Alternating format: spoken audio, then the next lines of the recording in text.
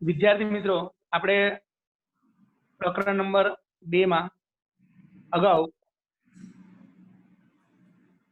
2.1 માં ક્રોસ ગુણાકાર A cross B વિશે ભણ્યા, જે ખૂબ સરળ હતું. 2.2 માં આપણે સંબંધ વિશે ભણ્યા. સંબંધમાં આપણે જોયું A ક્રોસ B નો કોઈ પણ ઉપગણ લો એ તમારો સંબંધ બનશે. હવે આપણે 2.3 તરફ પ્રયાણ કરીશું અને સંબંધમાંથી વિધેય સુધી પહોંચીશું. જેટલા પણ સંબંધ આપણને મળશે એમાંથી વિધેય કોણ કોણ છે એ આપણે નક્કી કરવાનું છે. સૌથી પહેલા આપણે A ક્રોસ B શોધીશું, પછી એનો ઉપગણ લઈશું એટલે સંબંધ બનશે. એ સંબંધમાંથી વિધેય કોણ છે એ આપણે નક્કી કરવાનું છે. આ વખતે આપણે પહેલા ઉદાહરણ લઈશું. ઉદાહરણ લઈને વિધેય સમજીશું અને પછી એની વ્યાખ્યા આપશું. પહેલા આપણે જાતે ઉદાહરણ લઈશું, ઉદાહરણ પરથી વિધેય સમજીશું અને પછી એની વ્યાખ્યા તરફ જઈશું. ધારો કે એક ગણ છે, એક ગણમાં A માં 3 સભ્યો છે, 5, 8, 10.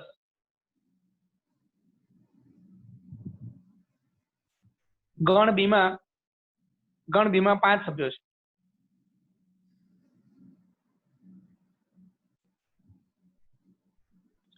નવનીત, આપણે A ક્રોસ B માં કેટલી જોડ આવશે? 15 જોડ આવશે. A ક્રોસ B માં કુલ 15 જોડ આવશે. ટોટલ 15 જોડ આવશે.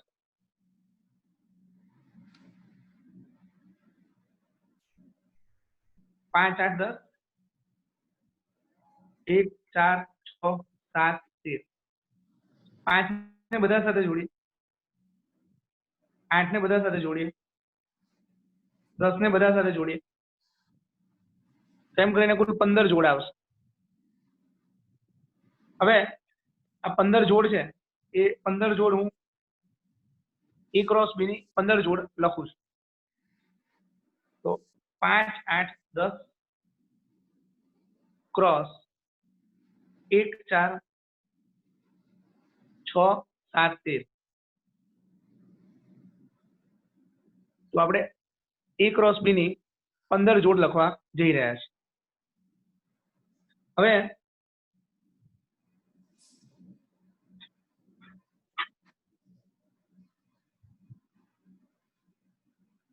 A ક્રોસ B 5, 8, 10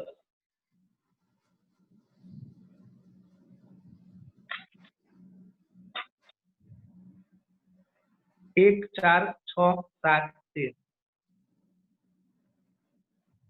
તો 5 બધા સાથે લખીએ, 5, 5, 1, 5, 4, 5, 6, 5, 7, 5, 13. 8 બધા સાથે લખીએ, 8, 1, 8, 4, 8, 6, 8, 7, 8, 13. પછી 10 બધા સાથે લખીએ, 10, 1, 10, 4, 10, 7, 10, 6, 10, 13. તો A ક્રોસ B ની 15 જોડ લખી. હવે આ જે 15 જોડ છે એ 15 જોડમાંથી આપણે અલગ અલગ જોડ પસંદ કરીને પહેલા એની વેન આકૃતિ બનાવશું. એ જેટલી પણ વેન આકૃતિ બનશે એમાંથી દરેક વેન આકૃતિ સંબંધ દર્શાવશે. પણ એમાંથી વિધેય કેટલા છે એ આપણે નક્કી કરવાનું છે. ધ્યાનથી આ પહેલી વેન, એકચ્યુઅલી નવનીત આમાં સભ્યો કેટલા છે? સભ્યો અત્યારે આમાં A ક્રોસ B માં કેટલી જોડ છે? 15. તો ખરેખર 2 ની 15 જેટલા સંબંધ બનવાના છે. 2 ની 15 ઘાત જેટલા સંબંધ બનવાના છે. એમાંથી હું આશરે 3-4 સંબંધો વેન આકૃતિ દ્વારા દર્શાવું છું. 5, 8, 10, 1, 4, 6, 7, 13. 5, 8, 10, 1, 4, 6, 7, 13. 5, 8, 10, 1, 4, 6, 7, 13. 5, 8, 10, 1, 4, 6, 7, 13. આ જે પણ આકૃતિ દેખાઈ રહી છે એ બધી આકૃતિઓ સંબંધ દર્શાવશે.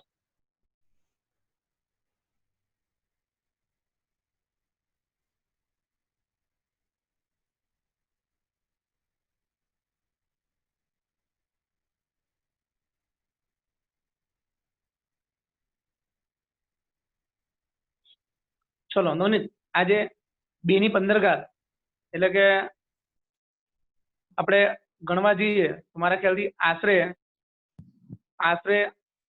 16,000 જેટલા સંબંધો છે. 16,000 જેટલા આશરે 2 ની 15 ઘાત એટલે આશરે 16-17 હજાર જેટલા સંબંધો છે. એમાંથી આ 4 આકૃતિ મેં દોરી છે. શું આ 4 આકૃતિ સંબંધ છે? હા કે ના નવનીત? ના. હા, સંબંધ છે. સંબંધ છે. બધી આકૃતિ સંબંધ છે. નવનીત ના નહીં, હા સંબંધ છે સર, સોરી મેં વિધેય માટે જવાબ આપ્યો. આ બધી આકૃતિ 4 આકૃતિઓ સંબંધ દર્શાવશે. 4 આકૃતિઓ સંબંધ દર્શાવશે. ફરી વાર કહું, આ પણ સંબંધ છે. આ જે આકૃતિ છે એ આપણો સંબંધ છે. આ આકૃતિ છે એ પણ સંબંધ છે. આ પણ આકૃતિ સંબંધ છે અને આ પણ આકૃતિ સંબંધ છે. બધી આકૃતિઓ સંબંધ દર્શાવશે. હવે આ જે 4 સંબંધો બોર્ડ પર દેખાઈ રહ્યા તમને, પહેલો સંબંધ, બીજો સંબંધ, ત્રીજો સંબંધ, ચોથો સંબંધ, એમાંથી વિધેય કેટલા છે આપણે નક્કી કરવાનું છે. Yes sir. હવે આપણે નક્કી કરવાનું વિધેય કેટલા છે. તો વિધેયનો બહુ સિમ્પલ નિયમ છે. વિધેયનો બહુ સિમ્પલ નિયમ છે કે જે પહેલો ગણ હોય, પહેલો જે ગણ હોય એના દરેક ઘટકમાંથી એક એરો નીકળવો જોઈએ. દરેક ઘટકમાંથી એક એરો નીકળવો જોઈએ. એકદમ સાવ સંપૂર્ણ દેશી ભાષામાં અહીંયા આગળ 3 ઘટકો હોય તો 3 ઘટકમાંથી એક એરો નીકળવો જોઈએ. તો આપણે જોઈએ, અહીંયાથી એક એરો નીકળ્યો, અહીંયાથી એક એરો નીકળ્યો, અહીંયાથી એક એરો નીકળ્યો, એટલે આ વિધેય છે. આ વિધેય છે. હવે નવનીત, આ જે આકૃતિ છે એ વિધેય છે કે નથી? આ આકૃતિ નથી. વિધેય નથી. કારણ કે એમાં 2 પ્રોબ્લેમ છે. એક તો 5 છે એમાંથી 2 એરો નીકળે છે, અને બીજું આ 10 છે એમાંથી એરો નીકળતો નથી. અને આપણો નિયમ એવો છે કે જે પ્રદેશનો ઘટક હોય એમાં દરેકમાંથી એક એરો નીકળવો જોઈએ. જે પહેલો ગણ છે દરેકમાંથી એક એરો નીકળવો જોઈએ. તો હવે જો આ 5 માંથી એક એરો, 8 માંથી એક એરો, 10 માંથી એક એરો, તો વિધેય છે હા કે ના? નવનીત, ત્રીજી આકૃતિ. હા છે, વિધેય છે. વિધેય છે. કારણ કે સિમ્પલ, 5 માંથી એક એરો નીકળ્યો, 8 માંથી એક એરો નીકળ્યો. ભલે 5 અને 8 બંને 4 જોડે જોડેલા છે, એનાથી કોઈ ફરક નથી પડતો, પણ જે પહેલો ઘટક છે, જે પહેલો ગણ છે, દરેકમાંથી એક એરો નીકળવો જોઈએ, એટલે એ વિધેય થશે. આ આકૃતિ વિધેય દર્શાવશે. ચલો નવનીત, અહીંયા આગળ વિધેય છે કે નથી? ચોથી આકૃતિમાં વિધેય છે કે નથી? નથી. એમાં મુશ્કેલી શું છે? 2 મુશ્કેલી. એક તો 5 માંથી એરો નીકળતો નથી. આ 5 છે એમાંથી અહીંયા કોઈ એરો નીકળતો નથી. અને બીજું 8 માંથી બહુ બધા એરો નીકળ્યા આપણે. 8 માંથી મલ્ટિપલ એરો નીકળે છે. એટલે 2 મુશ્કેલી છે, વિધેય નથી. હવે આપણે એકાદ આકૃતિ પરિવાર જોઈએ બીજા કોઈ ગણ માટે, અને આકૃતિ પરથી નક્કી કરવાનું કે વિધેય છે કે નથી. બરાબર છે?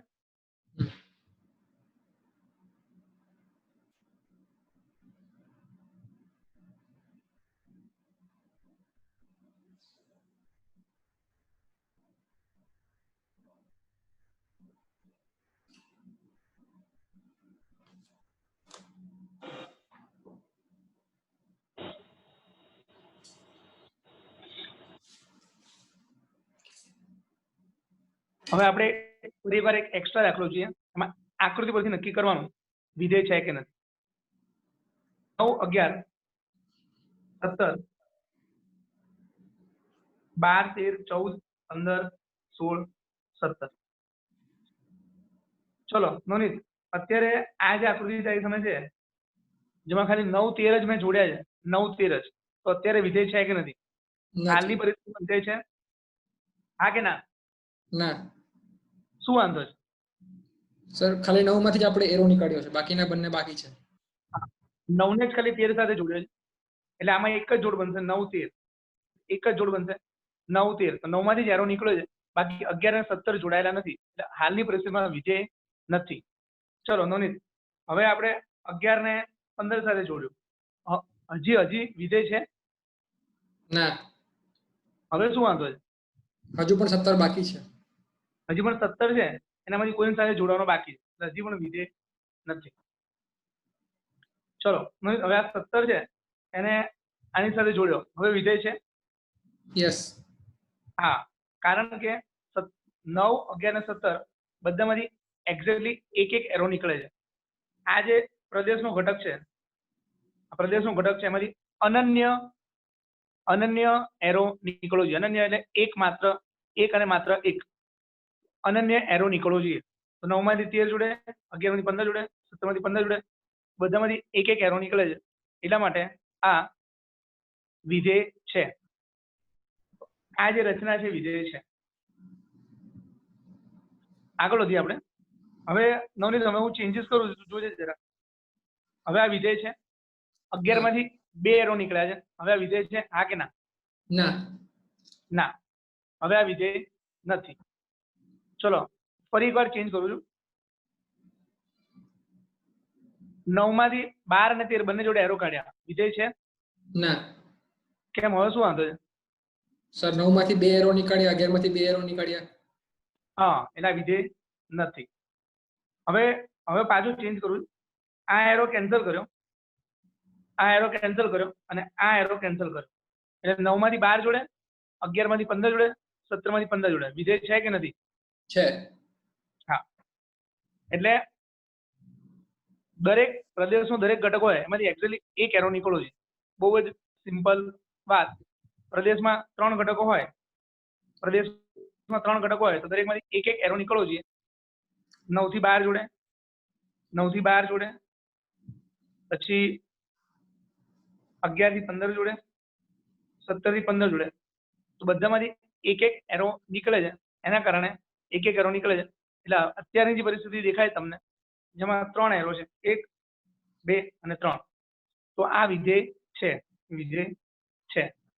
હવે તમે જોડ બનાવો તો પણ તમને ખ્યાલ આવશે. 9, 12 સાથે, 11, 15 સાથે અને 17 પણ 15 સાથે, તો આ તમારું વિધેય બનશે. અહીંયા 3 ઘટકો હતા, દરેકમાંથી એક એક એરો કાઢ્યો છે. 9, 11, 17, 9, 12 સાથે, 11, 15 સાથે, 17, 15 સાથે, અહીંયાથી એક એરો નીકળ્યો, અહીંયાથી એક એરો નીકળ્યો, અહીંયાથી એક એરો નીકળ્યો, એટલે આ વિધેય બનશે. હવે પહેલા આપણે 2.3 સ્વાધ્યાયમાંથી ક્વેશ્ચન નંબર 1 ગણી લઈએ. ક્વેશ્ચન નંબર 1 ગણ્યા પછી આપણે વિધેયની વ્યાખ્યા જોઈશું. એટલે પહેલા આપણે દાખલો ગણશું, દાખલો ક્લિયર થઈ જશે પછી આપણે વિધેયની વ્યાખ્યા શબ્દસહ જોઈશું. તો 2.3 ખોલો નવનીત. 2.3 ક્વેશ્ચન 1.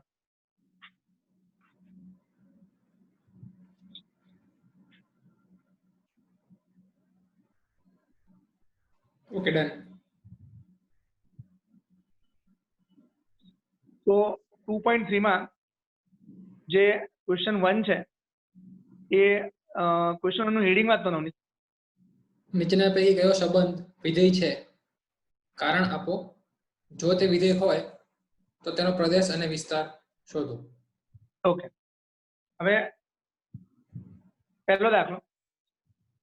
ક્વેશ્ચન 1 માં 3 દાખલા છે અને 3 દાખલા સંબંધ તો છે જ. ક્વેશ્ચન 1 માં 3 દાખલા છે અને 3 દાખલા સંબંધ તો છે જ.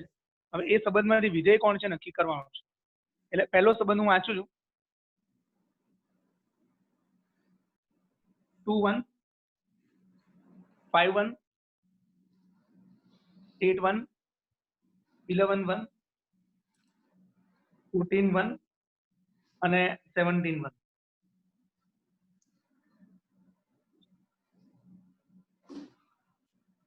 સૌથી સરળ રસ્તો છે વેન આકૃતિ. બધાનો પહેલો ઘટક લખું છું. 2 5 8 11 14 17. 2 5 8 11 14 17. બધામાં સામે એક એક જ છે. એક એક એક એક. 2 1 આમાંથી એક એરો નીકળ્યો. 5 1 આમાંથી એક એરો નીકળ્યો. 8 1 આમાંથી એક એરો નીકળ્યો. 11 1 એક એરો નીકળ્યો. 14 1 એક એરો નીકળ્યો. 17 1 એક એરો નીકળ્યો. તો આ વિધેય છે, હા કે ના? યસ. તો આ વિધેય છે કારણ કે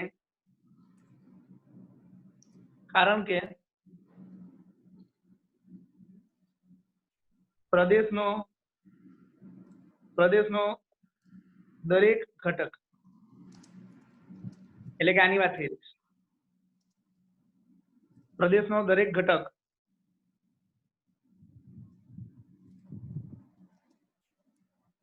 સહપ્રદેશના ઘટક સાથે અનન્ય રીતે સંકળાયેલો છે. કારણ કે પ્રદેશનો દરેક ઘટક, એટલે કે આ દરેક ઘટક સહપ્રદેશના ઘટક સાથે, એટલે સહપ્રદેશનો ઘટક એક ની સાથે અનન્ય રીતે સંકળાયેલો છે. અનન્ય એટલે એક અને માત્ર એક. એકદમ દેશી ગુજરાતી ભાષામાં બોલું તો આમાં 6 ઘટકો છે અને દરેકમાંથી એક એક એરો નીકળે છે. એક એરો એક એરો એક એરો એક એરો, દરેકમાંથી એક એક એરો નીકળે છે. એના કારણે આ વિધેય છે. હવે આપણે આ વિધેય છે તો પ્રદેશ અને વિસ્તાર લખવાનો છે. તો પ્રદેશ એટલે તમને યાદ જ છે, પ્રદેશ તમને યાદ જ છે કે આ જે જોડનો પહેલો ઘટક છે 2 5 8 11 14 17, એ જોડનો પહેલો ઘટક છે એ તમારો પ્રદેશ. આ થશે 2 5 8 11 14 17. આ તમારો પ્રદેશ થશે. હવે આપણે જોઈશું વિસ્તાર. તો વિસ્તાર પણ તમને યાદ છે કે જોડનો બીજો ઘટક છે એ તમારો વિસ્તાર થશે. બધામાં બીજો ઘટક એક જ છે માટે વિસ્તાર તમારો ગણમાં 1 થઈ જશે. નવનીત કઈ સમજાવવાની જરૂર લાગે છે? હા સર, બરાબર સમજ પડી ગઈ. હવે ક્વેશ્ચન નંબર 1 નો બીજો.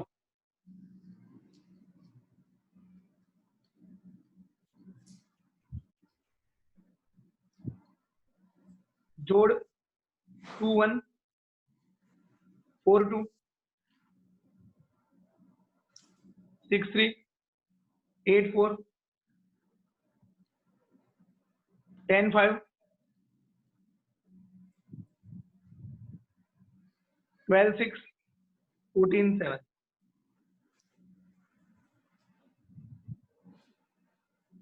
આટલી જોડ આપણને આપેલી છે. આમ તો જોઈને જ ખબર પડી જાય કે દરેક ઘટકમાંથી એક એક એરો નીકળવાનો છે. દરેક ઘટકમાંથી એક એક એરો નીકળવાનો છે. 2 4 6 8 10 12 14 દરેકમાંથી એક એક એરો નીકળશે. એટલે આ જે છે એ વિધેય થશે. તો વિધેય છે. ચલો નવનીત, પેલું કારણ હમણાં લખી દઉં આગળના પેજ પર. તને કારણ યાદ છે? શું લખ્યું? સર આખું યાદ નથી પણ મિનિંગ ખબર છે એનો. હા બોલ. દરેક ગણિતની ભાષામાં બોલ.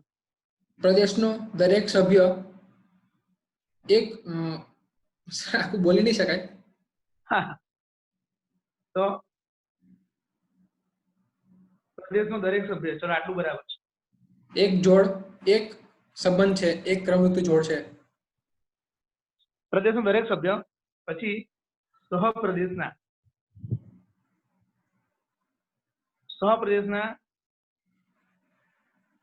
સભ્ય સાથે અનન્ય રીતે સંકળાયેલો છે.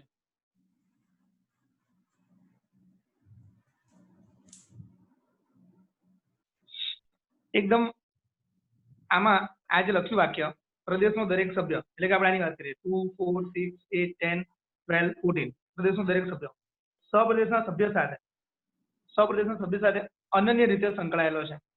આનો અર્થ એવો નીકળે છે કે પ્રદેશના દરેક સભ્ય માટે એક જ જોડ બનશે. જેમ કે 2, 1, 4, 2, 6, 3, 8, 4, 10, 5, 12, 6 અને 14, 7.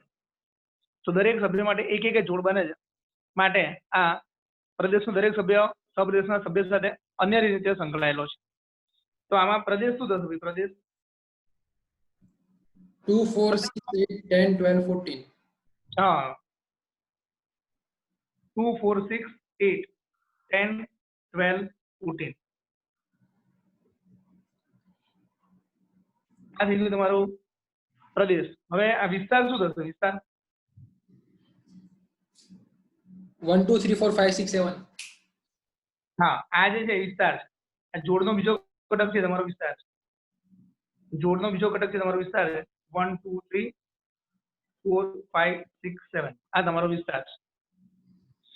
હવે ક્વેશ્ચન નો ત્રીજો તો એમાં છે 1, 3, 1, 5 અને 2, 5. 1, 3, 1, 5 અને 2, 5. ચલો નોની આકૃતિ દોરશો એટલે ખબર પડી જશે. 1, 3, 1, 5 અને 2, 5. ચલો વિધેય છે કે નથી? નથી. આ વિધેય છે હા કે ના? વિધેય નથી. કારણ શું છે વિધેય નથી? અચ્છા પહેલી વસ્તુ કે આ જે લખ્યું છે સંબંધ છે. સંબંધ છે. હા સંબંધ તો છે જ. હા સંબંધ એટલે રિલેશન. સંબંધ તો હોય જ. તમે એકવાર એવી રીતના જોડ લખો એટલે સંબંધ તો થવાનો જ છે. પણ આ સંબંધ જે છે એ વિધેય છે કે નહીં આપણે નક્કી કરવાનું છે. તો વિધેય નથી એનું કારણ શું છે નવનીત? સર એકમાંથી આપણે 2 એરા કાઢ્યા છે. એકમાંથી 2 એરા કાઢ્યા છે. અચ્છા અને ગણિતની ભાષામાં બોલતો ગણિતની ભાષામાં એકદમ વ્યવસ્થિત બોલ. એકમાંથી 2 એરા કાઢ્યા છે ને અને ગણિતની ભાષામાં બોલ. સર પ્રદેશના દરેક સભ્ય સહપ્રદેશના અનન્ય ઘટક સાથે સંકળાયેલા નથી. હા પ્રદેશનો સભ્ય 1 એ સહપ્રદેશના 2 ભિન્ન સભ્યો સાથે સંકળાયેલો છે.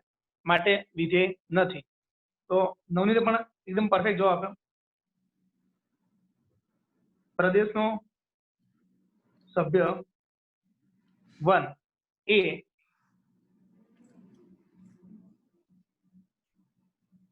સહપ્રદેશના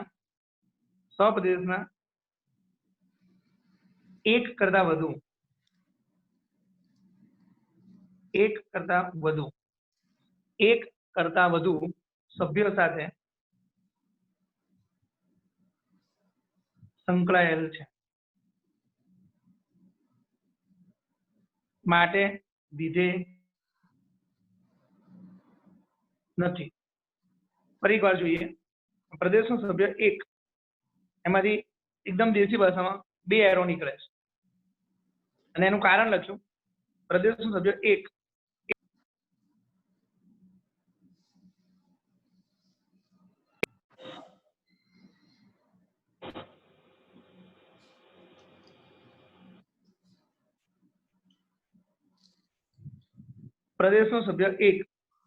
એ સહપ્રદેશના 1 કરતા વધુ સભ્યો સાથે સંકળાયેલો છે.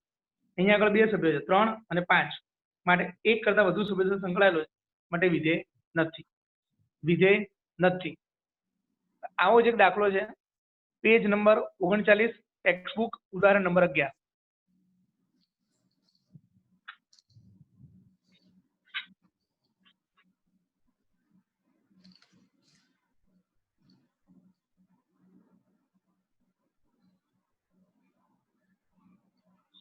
હવે ઉદાહરણ નંબર 11 ગણીએ. એ પહેલા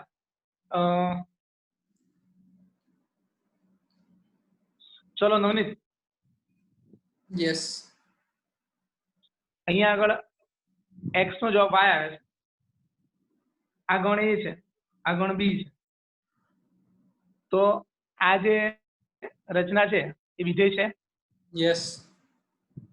તો આ જે રચના છે ને આ જે રચના છે એ થી બી પરની એને આપણે કહીશું વિધેય. વિધેયને ઇંગ્લિશમાં કહેવાય ફંક્શન. તો ફંક્શન માટે આ લોકો એફ, જી, એચ એ પ્રકારના સંકેતો યુઝ કરે છે. એફ, જી, એચ એ પ્રકારના સંકેત યુઝ કરે છે. તો તમે જોઈ શકો છો કે અહીંયા એક્સ નો જવાબ વાય આવે છે. એક્સ નો જવાબ વાય આવે છે એ લોકો આવી રીતના લખે છે F X equal to Y. F X equal to Y.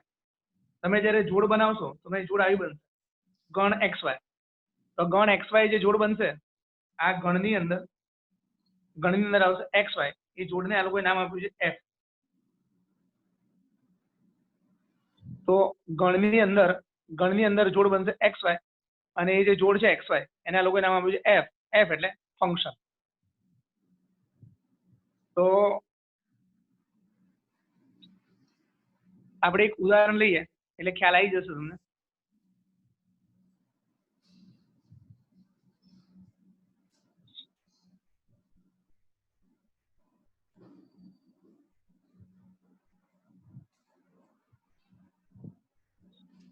Navneet 5 ને જોડ્યું છે 125 જોડે અને 10 ને જોડ્યું છે 1000 જોડે.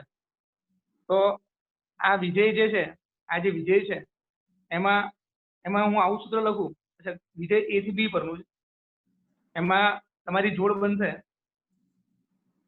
5, 125 અને 10,000. આ તમારી જોડ બનશે 5, 125 અને 10,000. આ તમારી જોડ બનશે. આને આપણે નામ આપ્યું છે વિધેય. તો વિધેય એફ બરાબર 5, 125 અને 10,000. 10,000. તો આ વિધેય આ જે તને દેખાય છે એ વિધેય છે હા કે ના? હા. કેમ? કારણ કે 5 માંથી 1 એરો નીકળ્યો, 10 માંથી 1 એરો નીકળ્યો. આ વિધેય છે. હવે આ જે ઘટક છે 5 એને આ લોકો એક્સ કહે છે અને સામેનો જે જવાબ આવશે ને એને લોકો વાય કહે છે. એટલે F X equal to Y થઈ. જેમ કે અહીંયા આગળ F5 ઇક્વલ ટુ 125 થઈ. F10 એ તમારું 1000 થઈ. હવે કોઈ કહે સર આ શું થયું ખબર ના પડી. તો 5 નો જવાબ 125 આવ્યો, 10 નો જવાબ 1000 આવ્યો. આ પ્રકારનું સૂત્ર લાગુ પડે છે. fx બરાબર x નો ઘન. fx બરાબર x નો ઘન. જો તમે x તરીકે 5 લો તો 5 નો ઘન આવે જે 125 આવશે. જો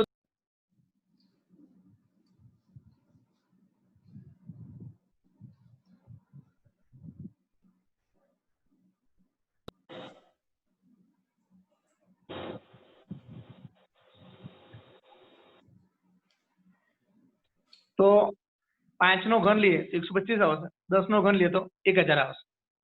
હવે આ જે તમારું f એટલે કે તમારું ફંક્શન છે એમાં બે જોડ છે 5, 125, 10, 100,000. એમાં તમારો આ પ્રદેશ છે 5 અને 10 અને તમારો વિસ્તાર છે 125 અને 1000. આ તમારો વિસ્તાર છે. હવે નવનીત હવે આપણે આટલી માહિતી પરથી આગળ વધીએ છીએ પણ એ પહેલા હું તને પૂછવાનો જવાબ છે x નો જવાબ શું આવે છે? વાય. 5 નો જવાબ શું આવે છે? 125. તો આપણે આવું આખે લખીએ ને ગુજરાતીમાં, એકદમ ગુજરાતીમાં કે 5 નો જવાબ 125 છે આવું લખીએ ને? હા.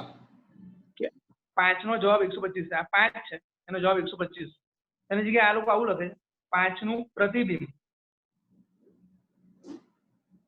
5 નું પ્રતિબિંબ 125.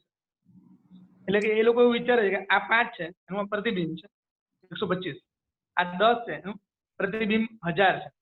તો તું આવું વાક્ય છે ને એ 10,000 માટે બોલતો. 10 નું પ્રતિબિંબ 1000 છે. 10 નું પ્રતિબિંબ 1000 છે. 10 નું પ્રતિબિંબ 1000 છે. એના આના માટે વાક્ય બોલતો તું. આના માટે x નું પ્રતિબિંબ y છે. x નું પ્રતિબિંબ y છે. બરાબર છે. x નું પ્રતિબિંબ y છે. હવે આપણે ઊંધું બોલીએ. ઊંધું તો 1000 નું પૂર્વ પ્રતિબિંબ 10 છે. 1000 નું પૂર્વ પ્રતિબિંબ 10 છે. જ્યારે આમ બોલતા હતા તો 10 નું પ્રતિબિંબ 1000 ચાલે. 10 નું પ્રતિબિંબ 1000 છે. 5 નું પ્રતિબિંબ 125 આમ લખ્યું તો 5 નું પ્રતિબિંબ 125. x નું પ્રતિબિંબ y છે તો x નું પ્રતિબિંબ y છે. હવે રિવર્સમાં જઈએ તો આપણે વાક્ય વાપરવાનું પૂર્વ પ્રતિબિંબ. તો નવનીત તારે 3 વાક્ય રિવર્સમાં બોલવાના છે. 1000 નું પૂર્વ પ્રતિબિંબ 10 થઈ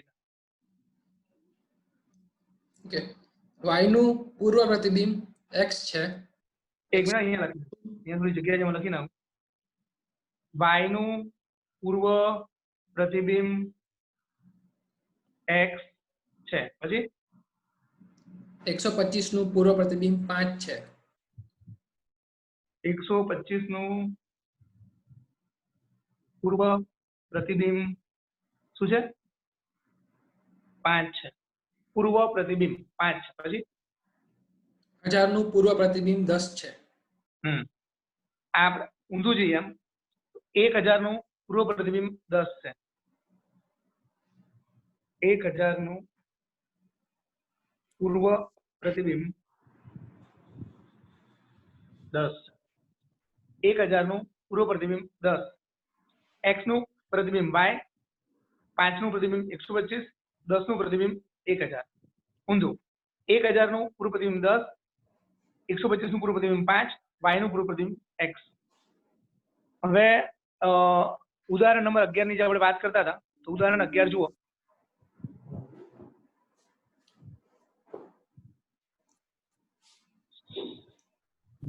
ઉદાહરણ 11 માં નવનીત રકમ વાંચો. નીચેના ઉદાહરણોમાં આપેલ સંબંધ ચકાસો અને પ્રત્યેક સંબંધ વિધેય છે કે નહીં તે કારણ આપી જણાવો. ઓકે, તો પહેલું જોડ બોલતો હતું 2 1 3 1 1 3 1. પછી 4 4 2 4 2. તો શું આ વિધેય છે? હા કે ના? હા. પણ આ લોકો જે જવાબ લખ્યો છે એ જવાબ તું જરા જોજે. અહીં એ લોકોનો જવાબ લખું છું. અહીં 2 3 4 એ આર ના પ્રદેશના ઘટકો છે. આર છે ને રિલેશન માટે છે. સંબંધ રિલેશનના પ્રદેશના ઘટકો છે.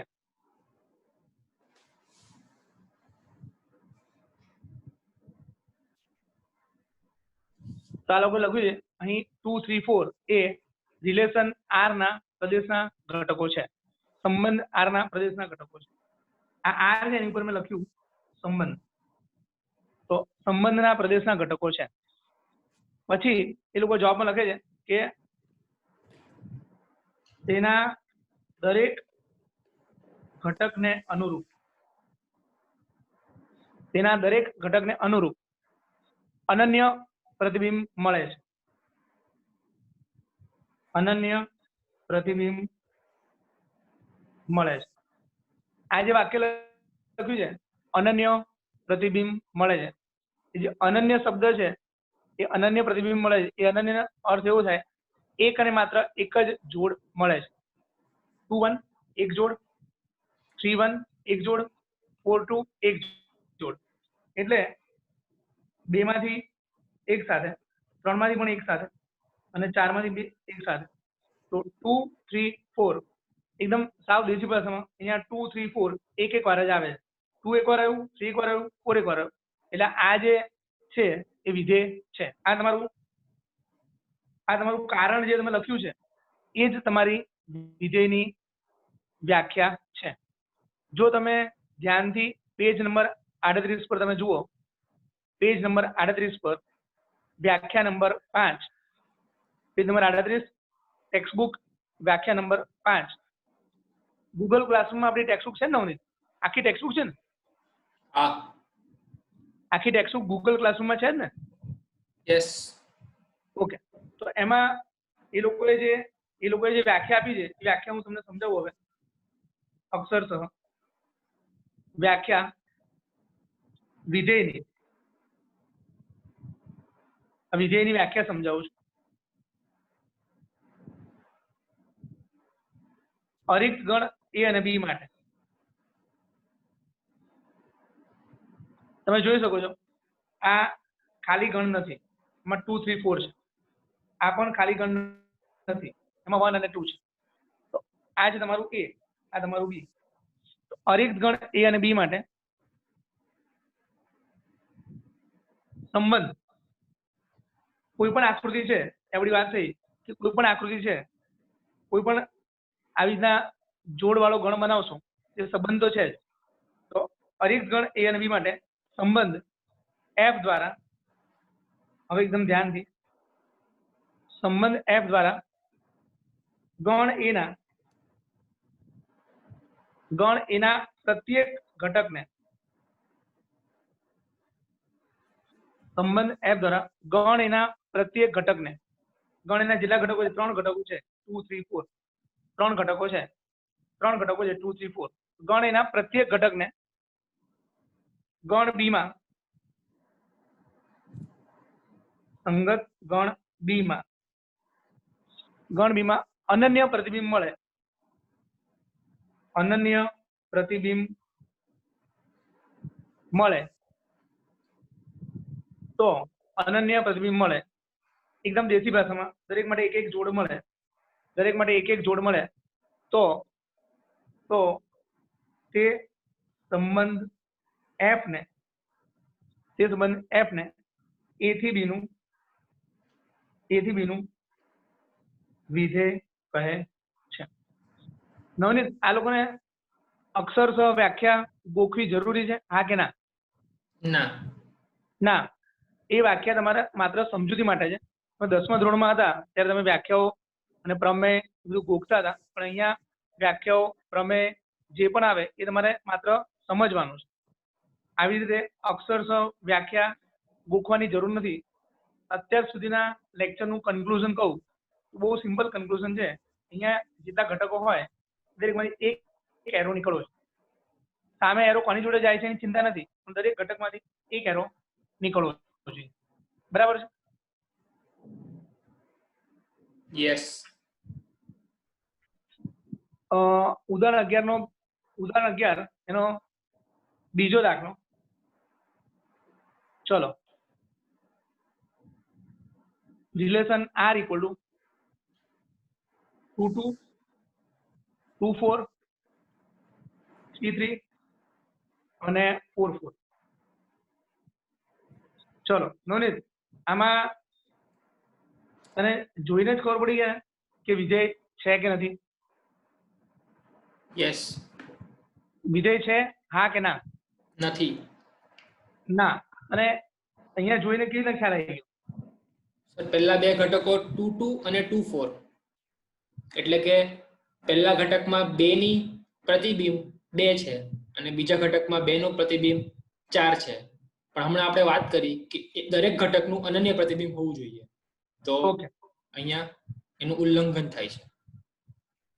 2 માટે 2 2 પણ થાય છે અને 2 માટે 2 4 પણ થાય છે. એકદમ દેશી ભાષામાં 2 માંથી 2 એરો નીકળ્યા માટે આ વિધેય નથી. 3 3 સાથે, 4 4 સાથે. પ્રોબ્લેમ અહીંયા છે, અહીંયા આગળ આજે મારો હાથ છે ત્યાં આગળ પ્રોબ્લેમ છે.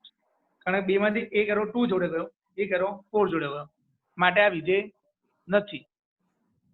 તો સંબંધ આર વિધેય નથી, કારણ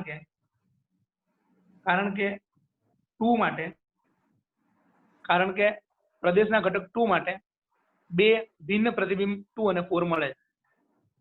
કારણ કે પ્રદેશના ઘટક 2 માટે પ્રદેશના ઘટક 2 માટે બે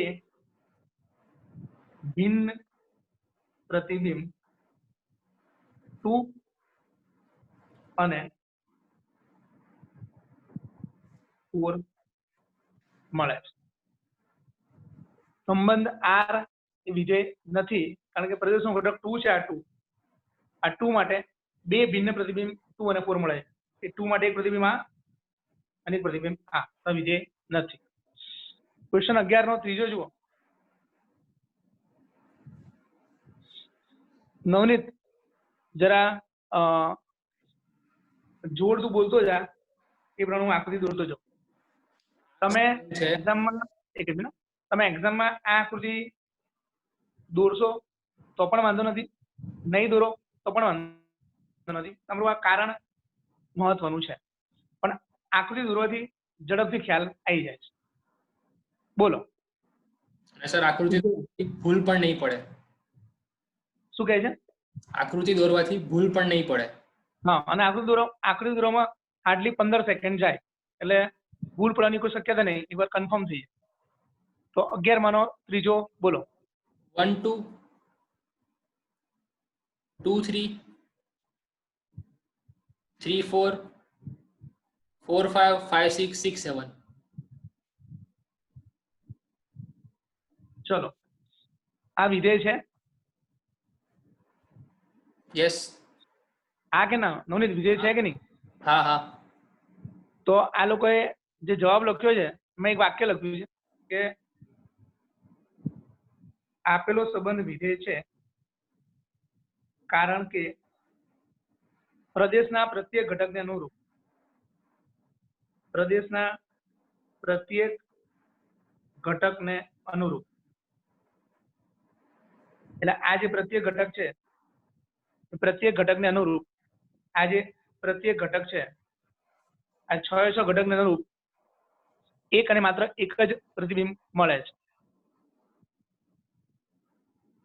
એક અને માત્ર એક.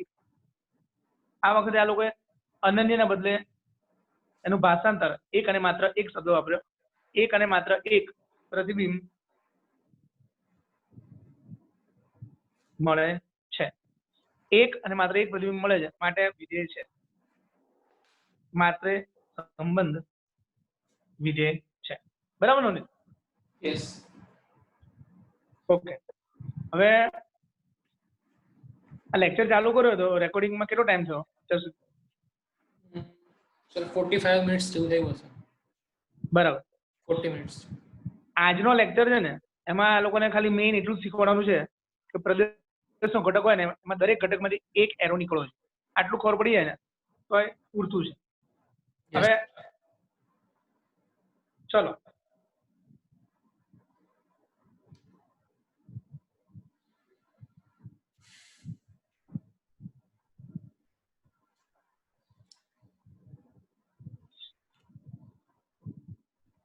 ચલો નવનીત, અત્યારે આ જે આકૃતિ છે એ વિધેય છે?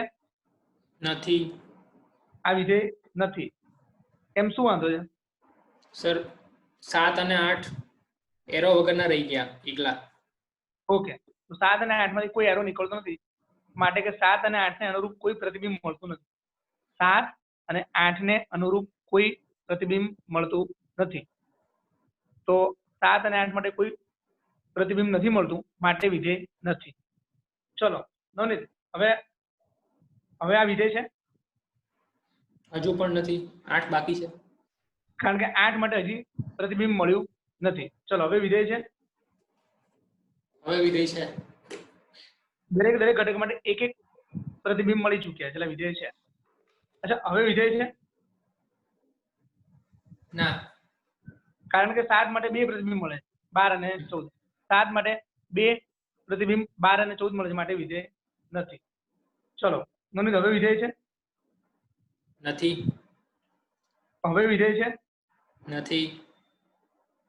હવે હું સેટ ચેન્જ કરો, જોજે તું. આ કટ કર્યું, આ કટ કર્યું, આ કટ કર્યું. હવે વિધેય છે? જો તું જરા ધ્યાનથી. છે. હા, કારણ કે 5 માંથી એક જ એરો 14 જોડે, 10 માંથી એક જ એરો 12 જોડે, 7 માંથી એક જ એરો 14 જોડે, 8 માંથી એક જ એરો 15 જોડે, માટે હવે વિધેય થઈ ગયો. આટલું જ આજના લેક્ચરમાં શીખવાડ્યું છે આમ તો જોવા જઈએ શું કેવું? Yes sir. હવે 2.3 માં ત્રીજો દાખલો જુઓ તો 2.3 દાખલા નંબર 3 નવનીત 2.3 દાખલા નંબર 3.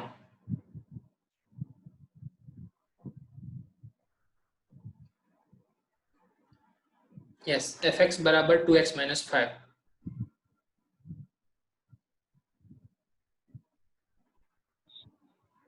fx બરાબર 2x - 5 વ્યાખ્યાયિત વિધેય માટે કિંમત શોધવાની છે.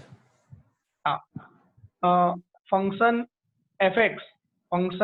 fx બરાબર 2x - 5 આવું સૂત્ર એ લોકોએ રકમમાં આપેલું છે. 2.3 દાખલા નંબર ત્રીજો આ સૂત્ર એ લોકો રકમમાં આપેલું છે. પછી આપણને પૂછ્યું છે f0 f7 f માઇનસ. પહેલા શોધવાનું છે f0. તો નવનીત આ x ની જગ્યાએ શું લેવાનું છે? 0. તો આ જે x ની જગ્યાએ 0 લઈશું તો આ જવાબ આવશે -5. પછી બીજું શું પૂછ્યું છે? f7. તો હવે x ની જગ્યાએ શું લેવાનું નવનીત? x ની જગ્યાએ હવે શું લેવાનું છે? 7 લેવાનું. તો x ની જગ્યાએ 7 લઈશું. આ જે x છે એની જગ્યાએ 7 લેવાનું, x ની જગ્યાએ 7 લેવાનું. જવાબ આવશે 14 - 5 9. હવે આ લોકો પૂછ્યું છે f - 3. તો x ની જગ્યાએ શું લઈશું? -3. જવાબ આવશે -11. હજી આપણે એકાદ એક્સ્ટ્રા ગણી લઈએ. fx = 2x - 5 f 100. તો તું બોલ, તું સમજાવ તો રીતના બોલ. fx બરાબર 2x - 5. હવે f 100 શોધવું છે તો x આપણે 100 મૂકીએ તો 200 - 5 195. બરાબર છે. અને આપણે આની આકૃતિ દોરશું તો આકૃતિ આવી બનશે કે 0 નો જવાબ -5 આવે અને વિધેય તમારું f છે. f ફંક્શન છે એ તમારું વિધેય છે એમાં 0 નો જવાબ -5 આવે છે. 7 નો જવાબ 9 આવ્યો. તો વિધેય f માં 7 નો જવાબ 9 આવે છે. વિધેય f માં 7 નો જવાબ 9 આવે છે. ચલો આના માટે તું વાક્ય બોલતો નથી. વિધેય f માં -3 નો જવાબ -11 આવે છે. ઓકે, તો વિધેય f માં -3 નો જવાબ -11 આવે છે. વિધેય f -3 ને -11 સાથે સાંકળે છે. વિધેય f 0 ને -5 સાથે સાંકળે છે. વિધેય f 7 ને 9 સાથે સાંકળે છે. તમારો દાખલો આટલો જ હતો. દાખલો તમારો આટલો જ છે. આ બધું જે પણ કર્યું આ એ બધું એક્સ્ટ્રા છે. સર બોલો. અહીંયા તમે એક્સ્ટ્રા લખી દીધું એની નીચે હજી એક બે ઉદાહરણ લઈએ આપણે. હજી એક ઉદાહરણ લેવું? f(√2) લઈએ. હા, તો fx = 2x - 5 f(√2) લઈએ. હા, તો આપણે x ની જગ્યાએ √2 મૂકીએ તો આવશે 2√2 - 5. બરાબર fp હા 2√2 - 5. પછી fp લઈએ. fp fb. હા, એટલે p ફોર પતંગનો પ. ઓકે, તો fp લઈએ. એટલે જગ્યા હતી પણ હવે તમે એક્સ્ટ્રા લખી દીધું ને. જગ્યા છે, હા તો કરી નાખ. એટલે આ લોકોને ખ્યાલ આવે કે કંઈ પણ થાય આપણે ખાલી x ની કિંમત જ મૂકવાની છે. 2x - 5. હવે આપણે fp લઈએ તો 2p - 5. બરાબર ને? યસ. ઓકે, તો x ની જગ્યાએ જે કૌંસમાં કિંમત છે આપણે મૂકવાની છે. હવે ક્વેશ્ચન નંબર 4 જુઓ. ક્વેશ્ચન નંબર 4 નવનીત વાંચ તો. વિધેય t એ સેલ્સિયસમાં ઉષ્ણતામાન અને ફેરનહીટમાં ઉષ્ણતામાન વચ્ચેનું રૂપાંતર કરતું સૂત્ર છે. Tc બરાબર 9/5 C + 32 દ્વારા વ્યાખ્યાયિત હોય તો નીચેના મૂલ્યો શોધો. આ સૂત્ર લગભગ 10મા ધોરણમાં આવી ગયું હશે આ લોકોને. હા, આવી ગયું હશે. Tc બરાબર 9c/5 + 32. તો આ મારા ખ્યાલથી ટી એટલે આ લોકો ટેમ્પરેચરના સંદર્ભમાં ટી લખ્યું એવું લાગે છે. Yes. Temperature in terms of Celsius equal to 9c/5 plus 32. આ સેલ્સિયસ ને ફેરનહીટમાં ફેરવવાનું સૂત્ર છે. સેલ્સિયસ ને ફેરનહીટમાં ફેરવવાનું સૂત્ર છે. આ જે સૂત્ર છે 9c/5 પ્લસ 32, તો ધારો કે એમણે લખ્યું FC, તો function of C 9c/5 plus 32. પછી એ લોકો કદાચ એવું લખ્યું GC 9c/5 પ્લસ 32. તો એ લોકો ફંક્શન ને એ લોકો આ જે સૂત્ર છે ને એને F, G, T એમને જે અનુરૂપ હોય એવું નામ આપી શકે છે. ધારો કે આપણે 9 ની 9 લઈએ તો NC બરાબર 9c/5 પ્લસ 32. આ રીતના મનપસંદ નામ આપી શકાય છે. તો TC બરાબર 9c/5 plus 32, FC, GC, NC, HC એ રીતના નામ આપણે આપી શકીએ. આપણે કંઈ ખાસ કરવાનું નથી. ક્વેશ્ચન 4 નો પહેલો જુઓ. પહેલો શું છે નવનીત? T0. T0. તો C ની જગ્યાએ 0. તો આ જે C છે એની જગ્યાએ 0 લઈશું. તો 9/5 0 પ્લસ 32. એટલે પહેલું પદ 0 થઈ જશે એટલે જવાબ આવશે ખાલી 30. પછી બીજું શું પૂછ્યું? T28. T28. બીજું એ લોકો પૂછ્યું છે T28. તો 9/5 into 28. C ની આ જે જગ્યાએ C છે એની જગ્યાએ 28 મૂકવાનું છે. બરાબર છે. હવે આપણે થોડો લસા લઈને કરવું પડશે. તો 5 ગુણ્યા 32. નવનીત તારી પાસે કેલ્સી ઓપન કરતો તું? હા, તમે કીધું એ પહેલા કરી દીધું મેં. તો 82.4. એક મિનિટ 9 ગુણ્યા 28 કેટલું થાય? 9 ગુણ્યા 28 હવે મેં ડાયરેક્ટ કર્યું છે. કરું એક સેકન્ડ. વાંધો નહીં. 9 ગુણ્યા 28 થશે 252. 9 ગુણ્યા 28 252 અને 5 ગુણ્યા 160. તો આ થયું શું ટોટલ? 412. 412 ભાગ્યા 5 એનો જવાબ કેટલો આવ્યો? 82.4. 82.4. તો આ T28 નો જવાબ આવી ગયો 82.4. બરાબર ને? યસ. હવે 9 ગુણ્યા 28 252 અને 5 લસા ગયો તો 5 ગુણ્યા 32 160. તો 252 નો તો 160 412 ભાગ્યા 5 એટલે 82.4. હવે આગળ શું પૂછ્યું છે? T-10. ચલો આપણું સૂત્ર આવું છે TC બરાબર 9c/5 પ્લસ 32. આપણે પૂછ્યું T-10. ચલો T-10. તો C ની જગ્યાએ -10 મૂકવાનું છે.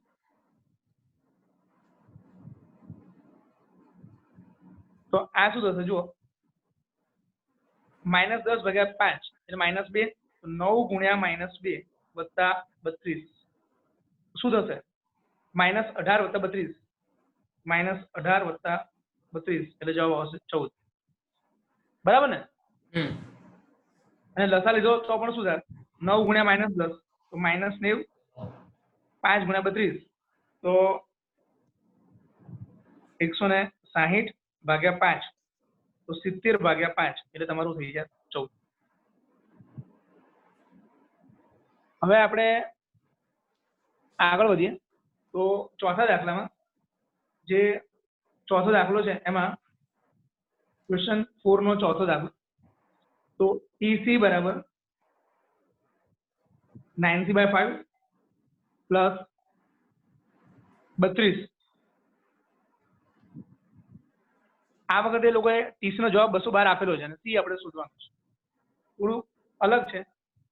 TC નો જવાબ 212 આપેલો છે એટલે જે ફાઇનલ જવાબ આવે છે એ ફાઇનલ જવાબ આપણને આપેલો છે.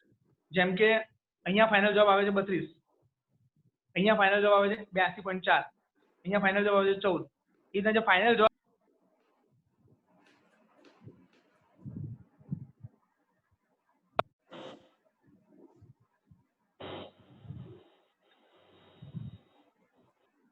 તો ફાઇનલ જવાબ જે છે, ફાઇનલ જવાબ એ આપણને 212 આપેલો છે.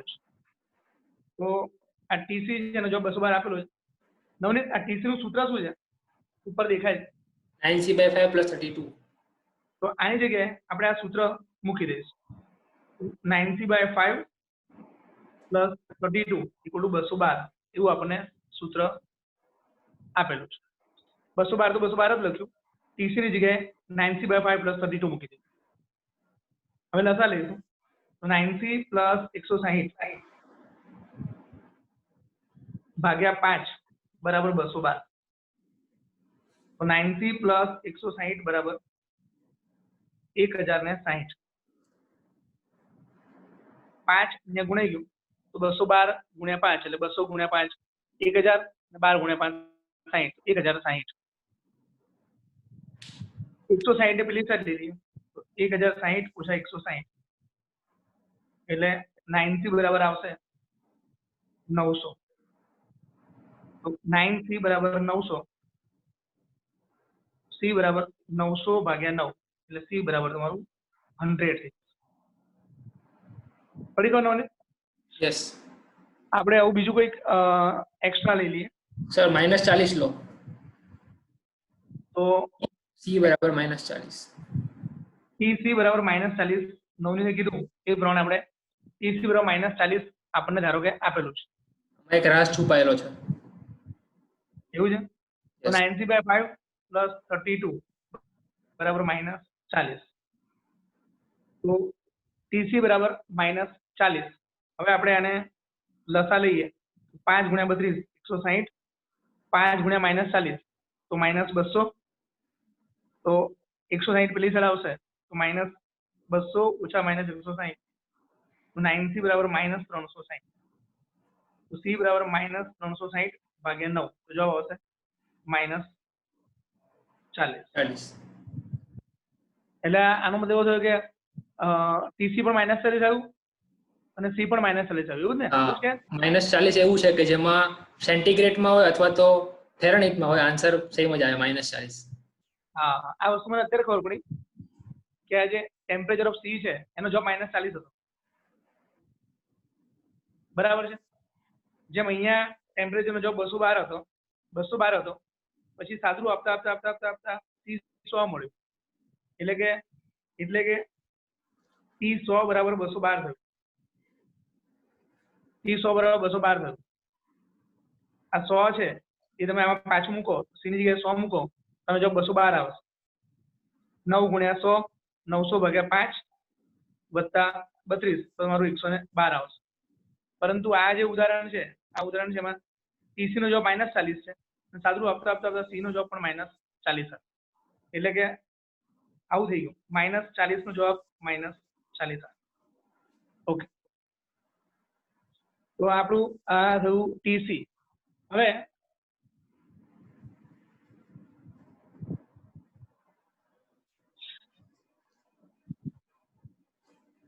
નવનીત, હવે આપણે ઉદાહરણ નંબર 12 જુઓ. ઉદાહરણ નંબર 12, પેજ નંબર 39, ઉદાહરણ 12.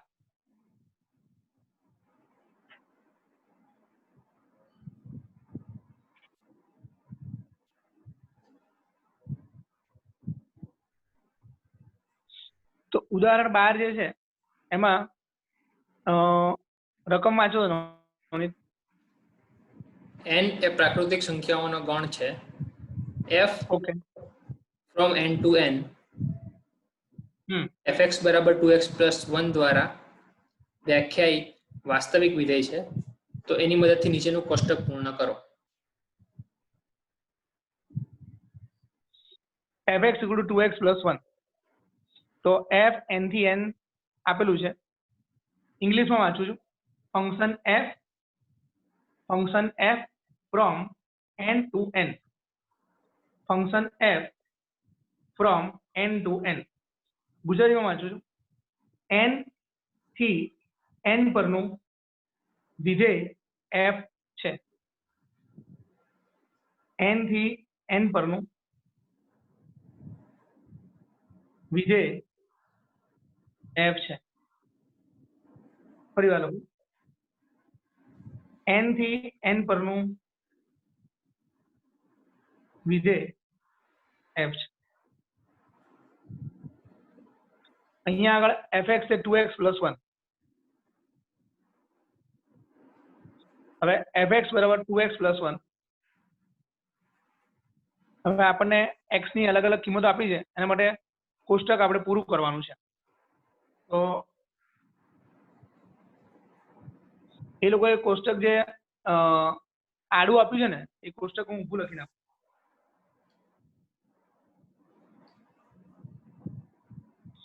x ની રો 1 માં કિંમતો આપી છે 1 2 3 4 5 6 7. આપણે એની y ની કિંમત એટલે કે fx ની કિંમત લખવાની છે.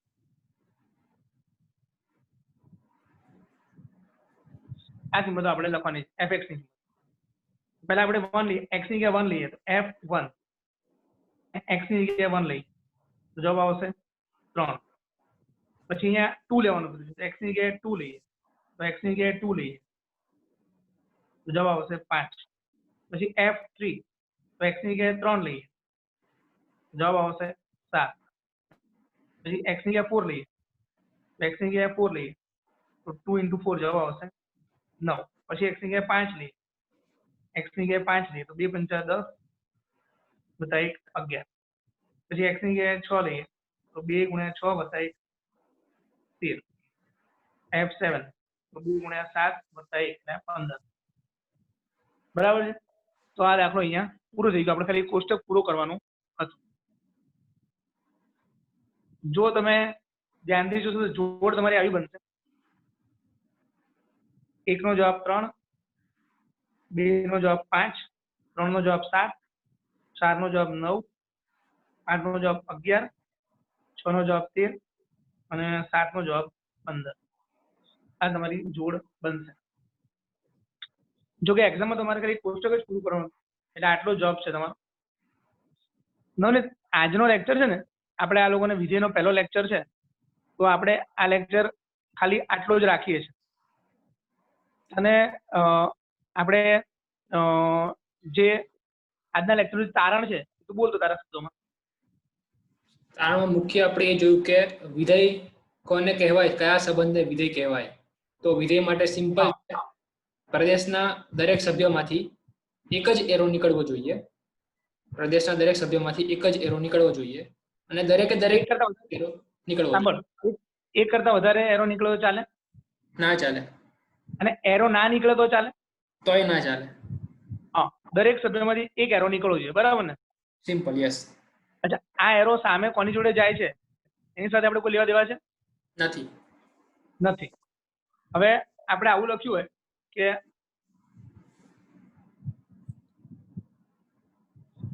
f માં એક જોડ છે ab, તો આ a છે ને એનું b શું કહેવાય? a નું b શું કહેવાય? એનું પ્રતિબિંબ b કહેવાય. a નું પ્રતિબિંબ b કહેવાય. અને રિવર્સમાં જઈએ તો b નું પૂર્વ પ્રતિબિંબ a કહેવાય. b નું પૂર્વ પ્રતિબિંબ a કહેવાય. અને સૂત્ર તરીકે આવું લખાય, fa = b. બરાબર ને? અને આ જે જોડ બનશે ને, આ જે જોડ બની આપણી ab માં a કોનો ઘટક કહેવાય? પ્રદેશનો, વિસ્તારનો, સપ્રદેશનો? a કોનો ઘટક કહેવાય? પ્રદેશ. અને આ b કોનો ઘટક કહેવાય? સહપ્રદેશનો. ઘટક તો સહપ્રદેશ પણ ચાલશે, વિસ્તાર. હા, એટલે આવું થઈ જશે. આ જે b ઘટક છે એનો જવાબ b છે, એને વિસ્તાર પણ કહેવાય અને આ ગણમાં આવેલો છે એટલે એને સહપ્રદેશનો ઘટક પણ કહેવાય.